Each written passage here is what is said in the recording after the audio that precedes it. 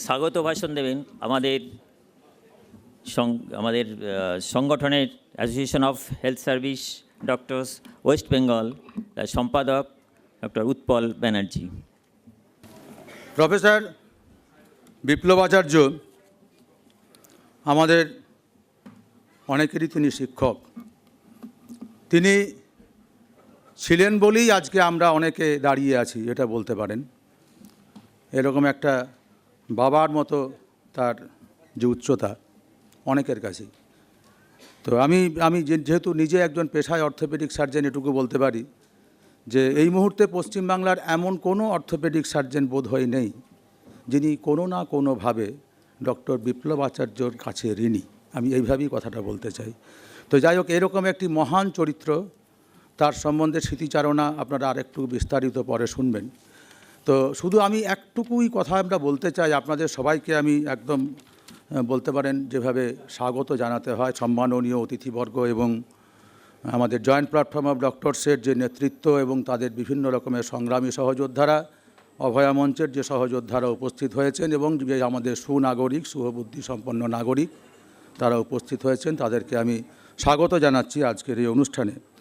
আপনারা জানেন যে আমাদের অনুষ্ঠানটা আমরা এই যে আমরা স্মারক বক্তৃতাটা রেখেছি, তা দুটো অংশ রেখেছি। একটা অংশ হচ্ছে যে আমাদের সম্মানীয় অতিথিবর্গ তারা বলবেন একটা নির্দিষ্ট বিষয়ের উপরে। বিষয়টা হচ্ছে ভারতীয় গণতন্ত্র ও ন্যায় বিচারের ধারণা। আর দ্বিতীয় অংশে আমাদের বিভিন্ন প্রান্তিক খেটে খাওয়া মানুষ যারা হচ্ছে এই সময়টার মধ্যে তাদের জীবন এবং জীবিকার জন্যে তাদেরকে যেভাবে সমস্যার সম্মুখীন হতে হচ্ছে সেগুলিকে উত্তরণের জন্যে তারা কিভাবে আন্দোলন করছেন, কিভাবে বেঁচে আছেন, তাদের কি অভিজ্ঞতা, এই সবটা নিয়েই আমরা ঋদ্ধ হতে চাইব। প্রথম অংশে আমরা অনেকটাই আমাদের যে গণতান্ত্রিক দেশে আমরা বাস করি সেই গণতান্ত্রিক দেশে ন্যায় বিচার কতটা সম্ভব এই বিষয়ে একটা ধারণা আমরা সম্মাননীয় অতিথিবর্গের কাছ থেকে পাব। এবং দ্বিতীয় অংশে অবশ্যই যারা ওই জীবনের জয়গান যারা গেয়ে যাচ্ছেন এখনও, তাদের অভিজ্ঞতার কথাগুলো আমরা শুনব। তো এই যে এরকম একটা বিষয় নিয়ে আমরা আলোচনা করতে চাইলাম এই মুহূর্তে, এটা কেন আমি জাস্ট কয়েক মিনিটের মধ্যে আমি একটুকু ওই কয়েকটি স্লাইড আপনাদের একটু দেখাতে চাই, যে আপনারা জানেন যে এই সময়টার মধ্যে দিয়ে আমাদের যারা চিকিৎসক সমাজ বাংলার এবং তার সঙ্গে সাধারণ যে জনসমাজ নাগরিক সমাজ তারা কিভাবে এগিয়ে যাচ্ছেন। আমরা যদি অ্যাসোসিয়েশন অফ হেলথ সার্ভিস ডক্টরসের কথা দিয়ে শুরু করি, আমরা দেখেছিলাম যে এই সময়টায় আমাদের রাজ্যের যে স্বাস্থ্য ব্যবস্থায় তার যে সবচেয়ে ভয়ঙ্করতম ত্রুটির জায়গাগুলো কী ছিল। একটা হচ্ছে দেখনদারি, একটা হচ্ছে যে দুর্নীতি, আর ওই অ্যাসিওর্ড না ইনসিওর্ড হেলথ, যে গণতন্ত্রের অভাব, মেডিকেল শিক্ষা নিয়ে চূড়ান্ত অরাজকতা, এবং হচ্ছে যে সরকার যারা প্রশাসনে যারা আছেন তারা সব কিছুকে অস্বীকার করে যেতে চাইছেন সমস্ত সমস্যাগুলিকে, এবং স্বাস্থ্যক্ষেত্রের উপরে যে সমস্ত বর্বরোচিত আক্রমণ। এবং আপনারা ভালো করে জানেন কোভিড থেকে শুরু হয়েছে তার আগে থেকেই যে তথ্যকে কী করে বিকৃত করা যায় তার সাধনায় মোটামুটি আমাদের এখানের প্রশাসন লিপ্ত হয়ে আছেন। এখন আমাদের চিকিৎসকদের আন্দোলনটা দিয়ে যদি আমরা শুরু করি, আমরা যদি অভয়া পূর্ববর্তী এবং অভয়া পরবর্তী যায় সময়টাকে একটু ভাবি, আপনাদের শুধু আমি দুটো একটা কথা মনে রাখতে বলবো যে এই যে প্রফেসর বিপ্লব আচার্য যিনি হচ্ছেন যে এই association of health service doctors পশ্চিমবাংলার একদম জন্ম মুহূর্ত থেকে তার সঙ্গে ছিলেন, তার যে বিরাট এই যে যাত্রাপথের পরে একটা সময়ে এসে আমরা দেখলাম যে আমাদের সঙ্গে আরও অনেকগুলি চিকিৎসক সংগঠন যারা পশ্চিমবাংলায় চিকিৎসকদের মধ্য থেকে যারা গণতান্ত্রিক সংগঠন, যারা হচ্ছে যে চিকিৎসা যে অধীত বিদ্যা এবং আমাদের যে জিনিস আমাদের যা কিছু আমরা জানি এটাকে মানুষের স্বার্থে কী করে ব্যবহার করা যায়, এই রকম চিন্তাভাবনা যে সমস্ত চিকিৎসক সংগঠনগুলি করেন, এই রকম সমমনোভাবাপন্ন অনেকগুলি সংগঠনকে নিয়ে আমরা একসঙ্গে একটা পথ চলা শুরু করি 2017 সাল থেকে, এবং সেটা একটা ক্লিনিক্যাল এস্টাবলিশমেন্ট নিয়ে এবং আমাদের যে সমস্ত আক্রমণ চিকিৎসা ক্ষেত্রের উপরে, এবং এইগুলিকে নিয়ে আমরা একটা চিকিৎসকদের যৌথ মঞ্চ আমরা গঠন করি জয়েন্ট প্ল্যাটফর্ম অফ ডক্টরস এই নামে। সেখানে হচ্ছে যে এই মুহূর্তে আমাদের সংগঠনের সঙ্গে যারা ওয়েস্ট বেঙ্গল ডক্টরস ফোরাম, তার সঙ্গে হেলথ সার্ভিস অ্যাসোসিয়েশন, তার সঙ্গে আছে শ্রমজীবী স্বাস্থ্য উদ্যোগ, তার সঙ্গে আছে ডক্টরস ফর ডেমোক্রেসি, এবং বিভিন্ন ইস্যুতে আরও বিভিন্ন রকমের সংগঠন আমাদের সঙ্গে যুক্ত হন। এবং এই যে সংগঠনগুলি দেখুন, আমরা এই সময়টার মধ্যে লক্ষ্য করেছি যে বিভিন্ন রকমের দাবিতে মেডিকেল কলেজগুলিতে অনশন, মেডিকেল কলেজগুলিতে আন্দোলন। আমরা এনআরএসে পরিবহর ঘটনা আমাদের অনেকের মনে পড়বে। আমাদের পরিবহর ঘটনা কীভাবে নাড়িয়ে দিয়েছিল নাগরিক সমাজকে। আমাদের আরজি করের আন্দোলন 2021 সাল থেকে, যখন আমরা বলতে চাইছি যে আজকে ঘটনাটা হঠাৎ করে আমরা দুর্বৃত্ত, দুর্নীতি চক্র, থ্রেড চক্রের কথা বলছিলাম, এটা হঠাৎ করে শুরু হয়নি। 2021 সাল থেকে দেখবেন আরজি করে কিন্তু তার ছাত্র এবং চিকিৎসকরা আন্দোলন শুরু করেছিল, এবং তারা হচ্ছে হেনস্থা এবং নিপীড়নের শিকার কীভাবে হচ্ছিল এই অভিজ্ঞতার আমাদের অনেকের আছে। এবং তারপরে হচ্ছে যে ছাত্রদের আন্দোলনের চাপে বেসরকারিভাবে একটা স্টুডেন্টস ইউনিয়ন ইলেকশন, যেটা একটা খুব বলতে পারেন যে একটা নজিরবিহীন ঘটনা মেডিকেল কলেজে হয়েছিল। এবং তার পরবর্তীকালে আমাদের বলতে পারেন যে আমাদের এই যে সময়টা, এইটা খুব গুরুত্বপূর্ণ। এই স্লাইডটা গুরুত্বপূর্ণ এই কারণে যে 2022 সালে মেডিকেল কাউন্সিলের একটা নির্বাচন হয়েছিল। তার আগেও আমরা দুর্নীতি, দুর্বৃত্ত চক্রের কথাগুলো বলছিলাম, কিন্তু এই সময়টাতে এই নির্বাচনের পর হচ্ছে যে যারা ক্ষমতায় যারা আছেন, তারা একটা লুটের ভোটে জিতে এমন একটা দুর্নীতি, দুর্বৃত্ত চক্রের সঙ্গে একটা থ্রেট কালচার যারা প্রবর্তন করলেন, সেটা হচ্ছে আমরা বারবার এ কথাটা বলার চেষ্টা করেছি, সেটা হচ্ছে বাংলার স্বাস্থ্য ব্যবস্থাটাকে একেবারে পচিয়ে দিয়েছিল। তবে এর মধ্যে আমি নিশ্চয়ই আমরা অভিনন্দন জানাবো এনআরএসের ছাত্রদের। এর মধ্যে কিন্তু তারা একটা ছাত্র ইউনিয়ন তারা তৈরি করতে পেরেছিলেন। এবং এই যে দুর্নীতির কথা, যে দুর্নীতির কথাগুলো আমরা এই অভয়াকাণ্ডের পরবর্তী সময় হচ্ছে নাগরিক সমাজের কাছে এতটা বেশি সামনে এলো। আপনারা খেয়াল করে দেখুন যে আমরা association of health service doctors এবং জয়েন্ট প্ল্যাটফর্ম অফ ডক্টরস, তারা দীর্ঘদিন ধরে আরজি করকে কেন্দ্র করে যে দুর্নীতি, দুর্বৃত্ত চক্র স্বাস্থ্য ব্যবস্থায় চলছিল, তার বিরুদ্ধে কিন্তু আমরা তখন থেকে সফল হয়েছিলাম। এরপরে সেই ভয়াবহ 9ই আগস্ট আপনারা সবাই জানেন ঘটনা। এবং তারপর সেই 9ই আগস্ট আপনারা জানেন যে সেখানে হচ্ছে যে চিকিৎসকের সঙ্গে সাধারণ মানুষ এবং গণতান্ত্রিক আন্দোলনের সঙ্গে যারা যুক্ত থাকেন, তারা কিভাবে সেখানে নিজেদের শরীর দিয়ে আটকাতে চেয়েছিলেন যে অভয়ার যে হত্যাকাণ্ডের তথ্য প্রমাণ লোপাটটা যাতে আমাদের ক্ষমতায় যারা আছে তারা না করতে পারেন। এবং তারপর এই 13 তারিখ এনআরএস মেডিকেল কলেজের একটা যখন আমাদের কনভেনশন চলছিল, এই ঘটনার পর সর্বপ্রথম কনভেনশনে আমরা ওইখান থেকে শুনতে পাই যে ওই যে সেমিনার রুমের কথা বলা হচ্ছিল যে ওই অপরাধের ঘটনাস্থল বলে, সেইটার চারপাশের যে সমস্ত যে জায়গাগুলিকে সেগুলিকে ভেঙে ফেলা হচ্ছে, এখান থেকে আমরা জানতে পেরেছিলাম। তখন থেকে আমরা দেখলাম যে যারা ক্ষমতায় আছে তারা প্রমাণ লোপাট করবে, তারা অপরাধীদের আড়াল করবে। অতএব মানুষকে পথে নামতে হবে। এবং 14ই আগস্টের সেই আন্দোলনের কথা, রাত জাগার আন্দোলনের কথা আপনারা জানেন। এবং সেই 14ই আগস্ট রাত জাগার সঙ্গে সঙ্গে আপনারা খেয়াল করুন কিছু দুষ্কৃতিকারীর মুখ আপনি দেখতে পাবেন এখানে, যারা হচ্ছে আরজি করের ওই সময় তারা হচ্ছে ধর্ণা মঞ্চ থেকে আরম্ভ করে সব কিছুকে কীভাবে তছনছ করেছিল, ভাঙচুর করেছিল। এবং তারপর থেকে দেখবেন এই ধরনের মশাল নিয়ে মিছিল, মানুষের ঢল, দিনের পর দিন মিছিল শুধু দীর্ঘ থেকে দীর্ঘতর হয়েছে। আপনারা দেখবেন তারপরে হচ্ছে যে আমাদের সংগঠনের জয়েন্ট সেক্রেটারি ডক্টর সুবর্ণ গোস্বামী, ডক্টর কুণাল সরকার, ডক্টর রাজাধর, এদেরকে হচ্ছে যে আমাদের কলকাতা পুলিশের পক্ষ থেকে তাদের বিরুদ্ধে মিথ্যা অভিযোগে জবাব দেওয়ার জন্য মানুষ রাজপথে দাঁড়িয়ে মিছিল করে তাদেরকে নিয়ে গিয়েছিল। তারপরে হচ্ছে আমাদের জুনিয়র ডাক্তার্স বন্ধুরা লালবাজারে উপস্থিত হয়ে আমাদের তৎকালীন যে আমাদের পুলিশ কমিশনার তার পদত্যাগ চেয়েছিলেন। এবং দেখবেন যে এই সময়টার মধ্যে চিকিৎসক আমাদের এখানে পবিত্র গোস্বামীর ছবি আপনি দেখতে পাবেন, তিনি হচ্ছেন যে ওই 10 তারিখে প্রতিবাদ করার জন্য সেখানে হচ্ছেন যে শারীরিকভাবে তাকে আহত করেছিল এমন একজন, যে এখনও পর্যন্ত সিবিআইয়ের হেফাজতে আছে দুর্নীতির মামলায়। এবং দেখবেন উপরে আমি দেখেছি রূপসা মণ্ডলের নাম। রূপসা মণ্ডল হচ্ছে যে কিছু ফেসবুক পোস্ট করার জন্য পুলিশ তাকে হেনস্থা করেছিল, আদালত থেকে তাকে জামিন পেয়েছিলেন। ডান দিকে দেখুন কলকাতা এই পুজোর সমাজ হচ্ছে 29 জন আমাদের সহযোদ্ধারা শুধুমাত্র উই ওয়ান্ট জাস্টিস বলেছিল বলে তাদেরকে হচ্ছে যে কিভাবে পুলিশ তাদেরকে হেনস্থা করেছিল, 9 জনকে তারা জেল হেফাজত দিয়েছিল।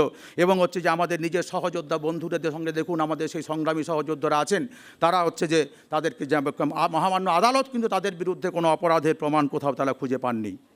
এবং তারপর আমাদের জুনিয়র ডাক্তাররা স্বাস্থ্য ভবন অভিযান করেন মানুষের ঢল নামে সিনিয়র চিকিৎসকদের সঙ্গে। এবং তারপরে বারবার আমরা এই সিজিও কমপ্লেক্স অভিযান, মেডিকেল কাউন্সিল অভিযান, জুনিয়র ডাক্তাররা অনশন। এবং তারপরে হচ্ছে যে আপনারা ঐতিহাসিকভাবে মনে থাকবে দ্রোহের কার্নিভাল, যখন হচ্ছে এই সময়টার জন্যে উৎসবে ফেরার আহ্বানকে মানুষ উপেক্ষা করে তারা হচ্ছে যে ওই যখন সরকারিভাবে যে কার্নিভাল চলছিল তার পাশাপাশি কিভাবে মানুষের ঢল নেমেছিল দ্রোহের কার্নিভালে। এবং তারপর দ্রোহের কার্নিভালের পর আমরা যেহেতু সরকারের পক্ষ থেকে, তদন্তকারী সংস্থার পক্ষ থেকে উপযুক্ত কোনো আমরা সাড়া পাচ্ছিলাম না, সুস্পষ্ট জবাবগুলো পাচ্ছিলাম না সমস্ত উত্তরের, জনতার পক্ষ থেকে আমরা একটা চার্জশিট পেশ করেছিলাম। এবং তারপর লাগাতারভাবে মেডিকেল কাউন্সিল, যেটা আমরা বারবার বলছিলাম যে লুটের ভোটে যেটা মেডিকেল কাউন্সিল এই দুর্নীতি, দুর্বৃত্ত চক্র এবং এই থ্রেট সংস্কৃতির আঁতুড়ঘর, সেইটাকে অপসারণ করার জন্যে বারবার আমাদের আন্দোলন, আমাদের অবস্থান চলছিল। বারবার হচ্ছে ক্ষমতায় যারা ছিল তাদের হচ্ছে যে এরকম এইভাবে কুশপুত্তলিকা দাহ করা, সেই সময়টার আমাদের প্রতিদিনে বলতে পারেন একটা ঘটনা ছিল। সিনিয়র ডাক্তাররা তারা হচ্ছে যে অবস্থান ধর্মঘট করলেন।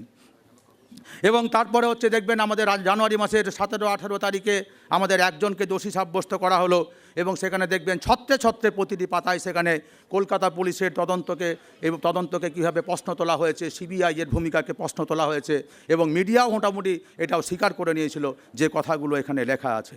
এবং এই সময়টার মধ্যে আপনারা দেখবেন যে যেটা বারবার বলছিলাম যে শুধুমাত্র আমাদের রাজ্যিকরের ঘটনা নয়, এইরকমভাবে শিকার হয়েছেন আমাদের জয়নগর থেকে জয়গা, প্রতিটি জায়গায় আমাদের ঘরের মেয়েরা অত্যাচারিত হয়েছে, নৃশংসভাবে হত্যা করা হয়েছে।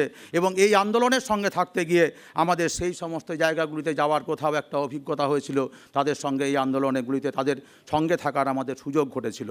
এবং এর স্বাভাবিকভাবেই এর ফলস্বরূপ আমরা দেখলাম যে একের পর এক চিকিৎসকদের উপরে, আমরা যেরকম দেখলাম যে সংগ্রামী সহযোদ্ধাদের, সাধারণ নাগরিকদের উপরে আক্রমণের কথা আগে বললাম, চিকিৎসকদের উপরে একের পর এক আক্রমণ করা হলো। মেডিকেল কাউন্সিলের পক্ষ থেকে সিনিয়র চিকিৎসকদের নামে, জুনিয়র চিকিৎসকদের নামে, তাদের নামে বিভিন্ন রকমের অভিযোগ তৈরি করা হলো, যে অভিযোগগুলির কোনো কোথাও সারবত্তা নেই।